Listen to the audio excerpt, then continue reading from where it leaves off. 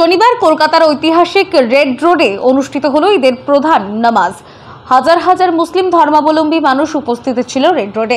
এই নামাজে বিশেষভাবে উপস্থিত ছিলেন কলকাতা পৌরসভার মেয়র ফেরহাদ হাকিম সকালে রেড রোডে এসে সকলকে ঈদের শুভেচ্ছা জানিয়ে বলেন, ঈদের দিনে আমরা সারা পৃথিবীর শান্তির জন্য আল্লাহর কাছে দোয়া চাইলাম, যাতে প্যালেস্টাইনে শান্তি হয়, শিশুদের যেভাবে হত্যা আছে যাতে বন্ধ হয়, সেই জন্য দোয়া চাইলাম। পৃথিবীতে যেখানে এই অশান্তি হচ্ছে সেগুলো যাতে বন্ধ হয়, সব মানুষ যাতে একসাথে আনন্দের সাথে থাকতে পারে তার জন্য দোয়া চাইলাম।